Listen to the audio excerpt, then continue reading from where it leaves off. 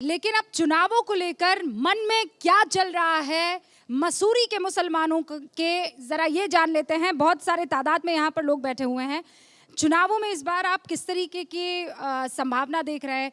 क्या यहाँ का मुसलमान सपा को पसंद करेगा, बसपा को पसंद करेगा, या बीजेपी कभी उनके जहन में आएगी? मैम, मेरा मानना यह है, और मैं ज़्यादातर हम लोगों के गांव में जो मशवरे होते हैं, हम अब इस नीति पे काम करेंगे, गिव एंड टेक, हमें दो और हमसे लो।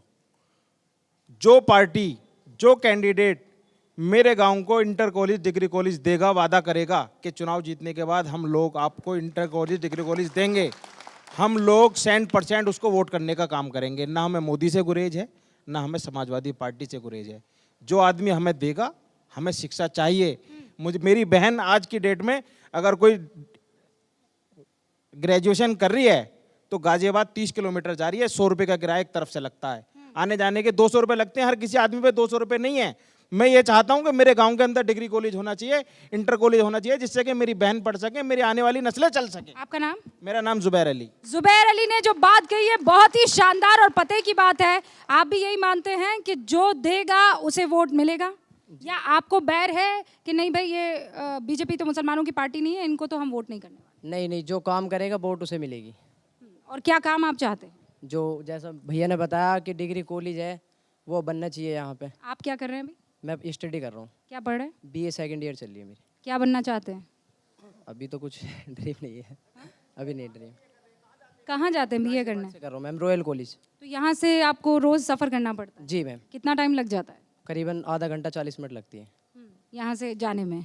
तो आप चाहते हैं कि यहाँ बगल ही में एक कॉलेज आ जाए? जी, बगल में बनना चाहिए और सबके लिए ये सुविधा होनी चाहिए। फिर अच्छा, आप पढ़ाई खत्म करके कुछ तो मन में विचार होगा ना कि बनना चाहता हूँ? जी, वकील बनना चाहता हूँ मैं। वकील बनना चाहते हैं तो एलएलबी करनी पड़ेगी। जी। फिर आप कहेंगे डिग्री कॉलेज के बाद एलएलबी कॉलेज भी यहाँ पर आना चाहिए? नहीं नहीं, अभी ये आ जाए फिर तो बाकी तो बात की बात है, पहले ये तो आ जाए। अच्छा, आपका क्या कहना है इस पर? क्या नाम है आपका? मेरा नाम मोहम्मद शफ़ी। और मैं भाई की बात से बिल्कुल सहमत हूँ। इन्होंने बढ़िया बात की कि डिग्री कॉलेज होना चाहिए, और मैं चाहता हूँ कि भाई के लिए एक बार ताली हो जाए। और हमारे यहाँ पे डिग्री कॉलेज नहीं है। मैं 11th क्लास के अंदर हूँ और आगे मैं 12th करूँगा। मैं 12th पढ़ने के लिए अभी फ़िलहाल नाहाल में जा रहा हूँ। और हमारे यहाँ इंटर कॉलेज हैं, क्योंकि पर्सनल है, वो भी प्राइवेट हैं।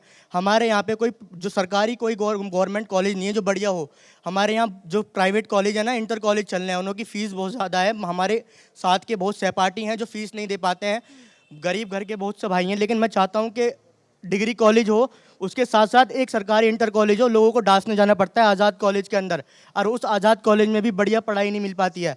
तो सरकारी काम सारे ढीले हो रहे हैं। मैं आपसे निवेदन करता हूँ और सरकार से यही निवेदन है कि शिक्षा को थोड़ा सम्मान दी जाए। हम मुसलमानों को भी शिक्षा की बिल्कुल ज़रूरत है। और मैं सभी भाइयों से कहना चाहता हूँ कि अपनी नस्लों को जितना हो सके उतना पढ़ाओ, क्योंकि आजकल की हमारी नस्लें, हमारे मसूरी में देखा जा रहा है, हर गली के नुक्कड़ में बच्चा सिगरेट पीता हुआ दिखाई देगा, लेकिन किसी के हाथ में कोई किताब नहीं दूंगी। मेरी यही आपसे भी यही गुजारिश है कि अपने बच्चों को पढ़ाओ और उन्हें इस बारे में मोटिवेट करो कि भाई पढ़ो आगे, क्योंकि जब हमारी कौम पढ़ाई की कमी है। और आपने बहुत बढ़िया बात की है। हमारे गांव में और भी जो हैं लड़कियां हैं, बहुत अच्छे अच्छे नंबर ला रही हैं। ये बराबर में हमारे कॉलेज है, निदा है, कृषि है। लेकिन हाँ, जैसे हमारे भाई ने, ये जुबैर भाई, डिग्री कॉलेज मसूरी में बहुत ही ज़्यादा ज़रूरी है। डिग्री कॉलेज कितने लोग यहाँ पर चाहते हैं? हाँ, अच्छा, आप ये कह रहे ज़मीन? मैं एक बात कहना चाहूँगा। अभी इस ज़मीन पर जो मुकदमा जीते हैं मसूरी के, तो हमने जो है एसडीएम साहब को बुला के उनसे कई बार इस बारे में वो कहा कि एक 60 बेड का हॉस्पिटल दो हमें, और एक इसमें जो है डिग्री कॉलेज। अस्पताल है यहाँ पर? अस्पताल भी नहीं हमने हमारे विधायक जी असलम जी, हम सब मिलके गांव वालों ने बहुत मजबूती से एक लड़ाई लड़ी थी, और इसमें हम पर 360 हाँ, वो कहानी उन्होंने दर्ज हुआ था, और वो ज़मीन हमारे पास है। तो हम ये चाहते हैं, देखो हम में कोई फ़र्क नहीं, हमारे प्रधानमंत्री हैं, हमारे मुख्यमंत्री हैं, जब फ़र्क नहीं है तो हम प्रस्ताव के लिए कह रहे हैं, हम यहाँ से प्रस्ताव करके भेजेंगे, आप हमें पैसे सेंक्शन करिए और हमें हमारी ये ज़मीन हमारी ले लो, पर आप हमें कॉलेज और हॉस्पिटल बना कर दे दीजिए। ओके, हाँ सर, क्या नाम है आपका? मेरा नाम चौधरी अफसर है, और सबसे पहले आपका थैंक्स मैं करना चाहता हूँ। इसी के साथ अगर आपका जो टॉपिक है मोदी, मुल्क और मुसलमान, इसी के ऊपर फिलहाल मैं बात करूँगा। बात करने का तरीका यही है कि हमारे देश के प्रधानमंत्री माननीय नरेंद्र मोदी जी हैं, तो वो प्रधानमंत्री हैं, उनके पद की गरिमा होती है, तो हमें उनका सम्मान करना चाहिए, पहली चीज़। दूसरी चीज़ कि आज मुसलमान भटका हुआ हम कहते हैं, लेकिन कोई नहीं, कहा जाता है, लेकिन आज मुसलमान बहुत आगे जा रहा है। क्यों? क्योंकि मुसलमानों को सिस्टम में आना है। आज हमारे आसपास क्षेत्र के जब वहाँ पर स्कूल्स नहीं है, हॉस्पिटल्स नहीं है, अच्छे डिग्री कॉलेज नहीं है, तो हम अपने बच्चों को पढ़ाना जानते हैं। हम अपने बच्चों को आज सीए बना रहे हैं, एडवोकेट बना रहे हैं, टीचर्स बना रहे हैं, आईएएस बना रहे हैं, आईपीएस बना रहे हैं, पीसीएस बना रहे हैं।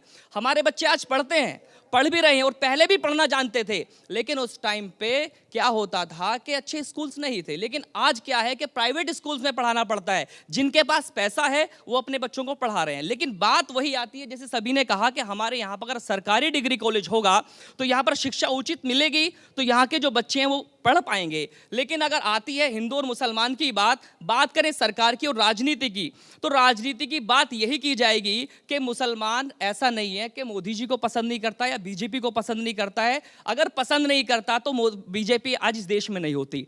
और आने वाला समय तो तय करेगा, क्योंकि राजनीतिक है, पार्टियां अपना अपना कार्य कर रही हैं, वोट किसको कहां डालना है उसका खुद का अपना अधिकार है। और इसी के साथ आज अगर कोई परेशान है तो वो हिंदू समाज, कुछ हिंदू समाज परेशान है। हमारे यहाँ पिंकी चौधरी है, हिंदू युवा वाहिनी, उन पर मुकदमा दर्ज हो गया। मैं मुस्लिम हूँ खुद इस चीज़ के लिए, लेकिन हमारे यति नरसिंहानंद हैं, उन पर मुकदमा दर्ज हो जाता है। तो मुसलमान क्यों परेशान हो रहे हैं? मुसलमान परेशान नहीं, मुसलमान समझदार हो रहे हैं। मुसलमानों को आज वो कम से कम खड़े होकर के आपके सामने शिक्षा की बात तो कर रहे हैं, क्योंकि वो सिस्टम में आएंगे तभी कुछ कर पाएंगे। और मेरा मानना यह है कि जहां सिस्टम आपको मिलता है, जहां आपको रोजगार मिलता है, जहां आपको शिक्षा मिल सकती है और कोई देख सकता है, चाहे वो किसी पार्टी का कोई भी नेता हो, चाहे प्रधानमंत्री कोई भी बनो, उसी को वोट दो। बहुत बढ़िया।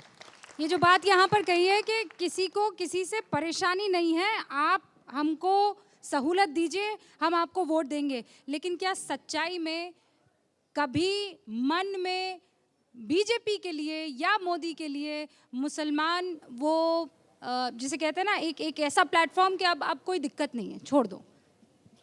अस्सलाम वालेकुम। ऐसा है, इस समय हमारे समाज में, मुसलमान समाज में, हिंदुस्तान में बहुत सी पार्टियां हैं, लेकिन आज तक जितनी भी पार्टियां हैं हम लोगों को गुमराह करके रखा है। किसी जातिवाद पे नाम पे, कोई फॉरवर्ड पे, कोई बैकवर्ड पे परेशान कर, मतलब एक तरह से हम लोगों को दबा कर रखा। आज के समय ये है कि हमारे समाज में जागरूक हो रहे हैं और शिक्षा पे ध्यान दे रहे हैं। आज जिस तरह जो हमारे कॉलेज की मांग करें, हॉस्पिटल की मांग करें, आने वाला टाइम, आने वाला सरकार ये कुछ देने को राजी नहीं थी। आज अगर हम मांग करते तो हमें मोदी सरकार देगी, और हमें उम्मीद है कि आगे मोदी सरकार जो है से हमें हर तरह से सपोर्ट करेगी। लेकिन जिस तरह से मुसलमानों के लिए लोग कह रहे हैं कि भेदभाव कर रहे हैं, भेदभाव मुसलमानों को नहीं, हर समाज के लिए है। हिंदू में भी परेशानी है, मुसलमान में भी परेशानी है, उन्हें सबको देखना है, सिर्फ मुसलमान को ही नहीं देखना है। बशर्ते हम लोगों को मांगने का तरीका होना चाहिए। हम लोग एकजुट जब रहेंगे, जितनी हमारी बहुमत होगी इतनी भागीदारी होगी।